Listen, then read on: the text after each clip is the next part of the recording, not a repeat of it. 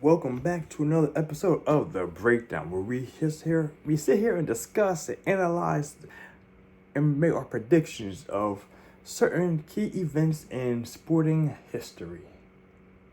Unlike today. Today we're talking about a boxing match that I'm not gonna lie, I have absolutely no interest in, and if I was really going to be betting, I would probably just skip over this fight because I'm just not that interested in this one at all. However, there's a lot of reasons for why I have to do this, not just for me, but for the boxing aficionados out there, and the enthusiasts, and the people who are going to gamble no matter what. I gotta make this for you guys. And also, there's key things happen that could open up for other things happening here soon. Okay, so Josh Taylor versus Jack Catterall, right? Super lightweight fight. Last time, this is the second fight, by the way. They fought one time in 2022 where Josh Taylor got an controversial split decision over Jack Catterall in his hometown. All right. So he eased it out, and at the time, Josh Taylor was the unified champion in the super welterweight division. All right. Now, that shit ain't same here no more. Because a couple things changed since then. One, they were supposed to fight a rematch, like almost not immediately afterward, but shortly thereafter, after the first fight in 2022, right? That didn't happen. There was injury, some sort, in Josh Taylor's camp. And then it got postponed, and then it was supposed to happen again, and then there was another postponement, something else happened. I forgot the details about that. And then we have it now scheduled now for the fight. They're supposed to go down and happen, right? But Josh Taylor, in between, had one fight. Excuse me. It wasn't a big fight. It wasn't a key fight, but it was a fight for a belt. When he was still unified champion? I forget. Either way. He had one belt, and Teofimo Lopez came up and took that belt from him. Unanimous decision. Snatched that shit right out of his hands. Shrink. So, no more unified champion there, right? And after that fight, I guess what happened was he didn't fight for all the belts. He fought for that one belt. Because there's a certain thing that happens in boxing where if you are a champion at a certain level, I believe you're still a champion, Teofimo Lopez, I forget. But there's a thing, though, that if you actually have a belt in a certain organization, you could use that to flex up to the next and fight for a belt. For that belt, though. That's happened with Terrence Crawford. How he got up and took the belt from Josh Horn. He took the belt from Josh Horn. He forced himself into a title fight and took it from him. And that's how everything happened, the domino effect to how he became fighting for Errol Spence, Because he had that belt and only belt for a while. And I maybe believe this might have happened here in the situation. And then he came up. He tried the belt for Teofimo Lopez, I guess. Or vice versa, some other way. And Teofimo took that shit. Give me that, right? But that's one thing. In these fights, this is a Scottish guy and a British guy. Typically, their fighters aren't really the best. There are some very good guys came out of there. Like Tyson Fury being one, for one instance. But even still, like I don't really consider him. I don't, as a great boxer, I don't really see him a great boxer. You know what I'm saying? There are some things that happen, but typically, they have a lot to work on, to say the least, in my personal opinion. And in this situation here, Teofimo Lopez came in and beat that ass. I don't feel Josh Taylor or Jack Catterall actually had any like real big fights against people who actually are of substance. And when he did hit a brick wall, Josh Taylor, got mopped, right? So, all that being said, as a precursor, this fight here is going to be fighting for, I don't think, any belts at all. Just a fight. A rematch fight, you know what I'm saying? So, that being said, let me get to some details. Oh, yeah. And by the way, that was the last fight between Josh Taylor fighting Jack Catterall the first time. And now, Taylor had one fight. That was the whole point of that. And they lost that fight. And then, we had Jack Catterall, who was waiting for this guy, but he fought 2 more fights, though. And he won both those fights. Okay, Linares and someone else. But that's the point is he fought these fights and he's still successful. So he's actually on a 2-win winning streak right now, where this guy just took a L. Okay.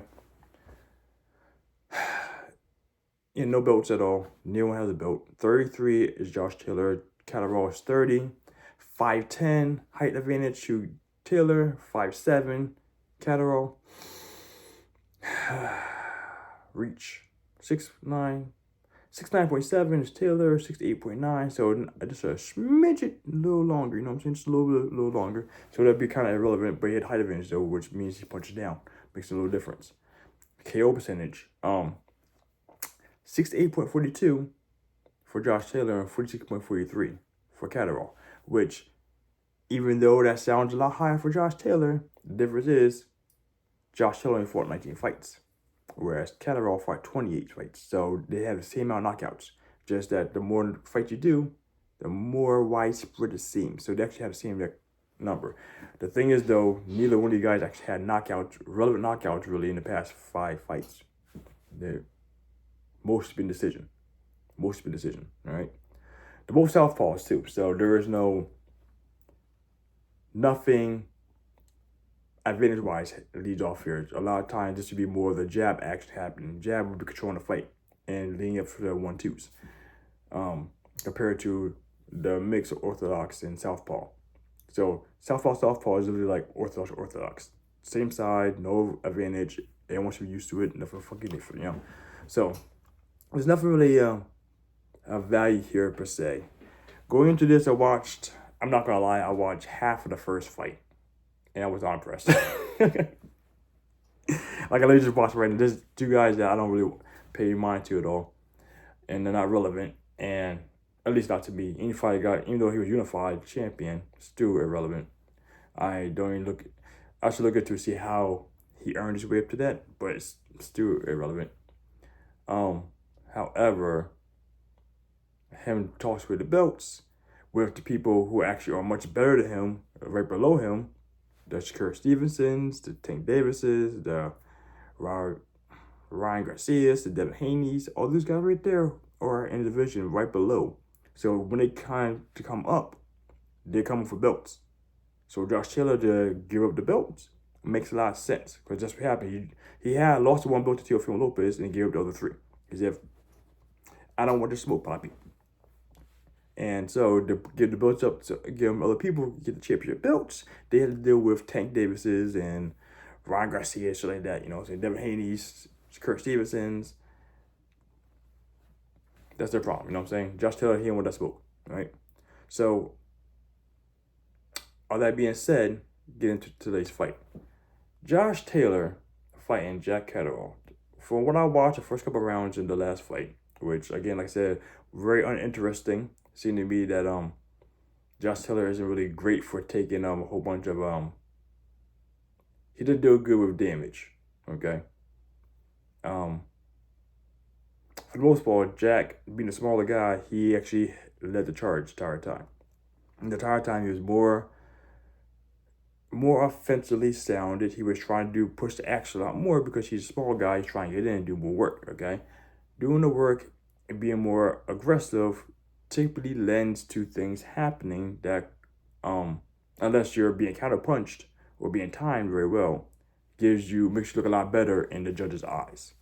Not saying at all that Jack Catterall wasn't doing anything, because he was doing things. He was actually getting some decent shots.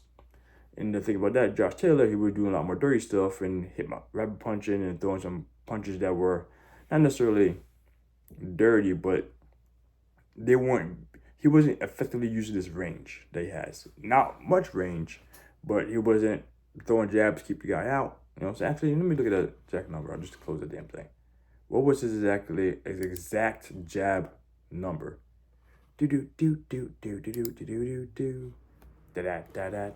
like I said here, the actual jab number.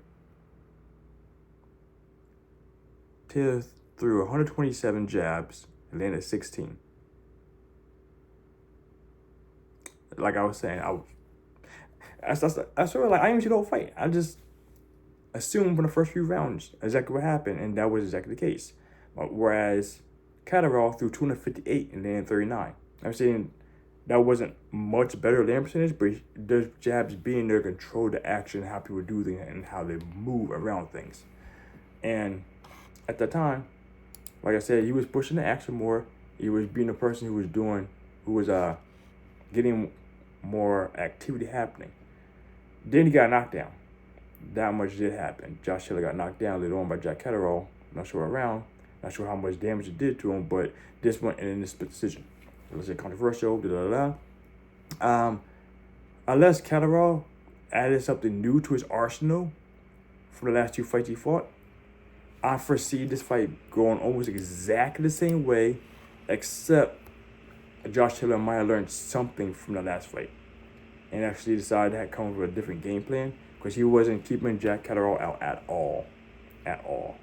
And he would have kept doing, because Jack Catterall, he kept doing this little lean shoulder nudge thing every time they came close. And so he pushed into him like this and have his face full exposed. Which, I don't know about you, but after the fourth time someone does it to me, I'm reaching for that right across. Oh, this is a left-handed guy. Straight right across the head. Push off on the knee or chest. Nah, I'm right hand. As you back off. You know what I'm saying? It's clean. He didn't have his hand up.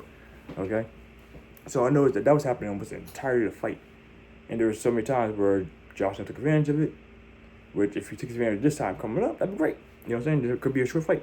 Because it's, they have the KO power, and he has a better percentage right now. You know what I'm saying? Those are the things that I look forward. I would anticipate will be the thing. Is he going to come in and make a difference in this thing? I don't know. Like I said before, I don't really see these two guys as being like extremely great boxers, skill wise. And I think most anyone in America will come over and just wreck him. Catterall has a little more of a sturdier chin, look like to me, but I still think he would get outclassed by a real good boxer. Josh Taylor is not a real good boxer. That's why it was too close. How close it was. I'm not going to get too much heavier into this dissection because there isn't really much. Like, I expected the same exact thing to happen from last time. These guys didn't show anything of like any kind of adaptation to each other in the rounds that I saw. Early on the fight, they wanted to run it slow. He's pushing up, doing dirty things, and we'll see. The bets I'm going to give you guys is the same bets I'm going to make it too. That's what I'm saying. So we're going to be on the same page here.